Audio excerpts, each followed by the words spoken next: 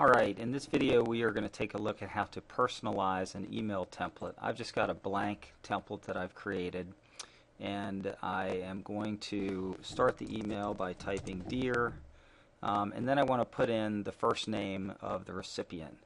And so for the purpose of this email, what I'm going to do is assume that my recipient could be either a lead or a contact. So what I'll do is I'll simply go into the lead drop down and I'll choose the first name field.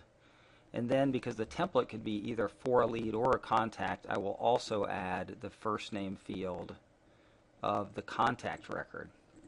And then I'll put my comma, and then I'll start to write my text.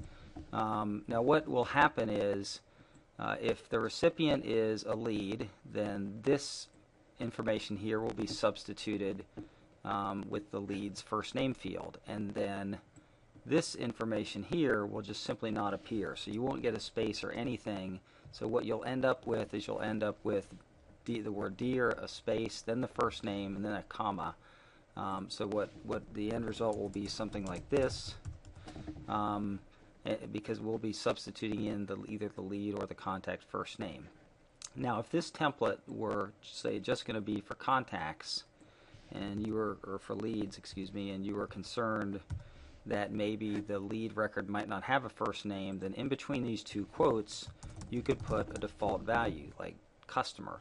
So in this case, if the template sent and the lead did not have a first name, they would receive something like this, Dear Customer.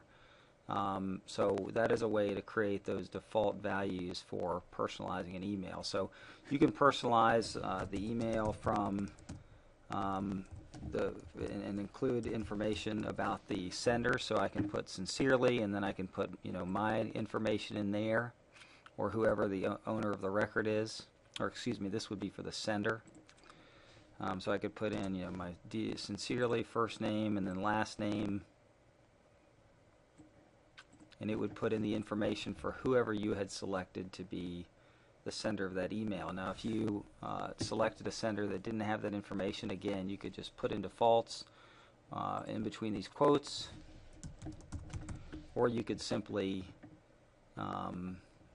accept that there would be no data passed in there. So that gives you an idea of how to use the personalization fields in ClickDimensions.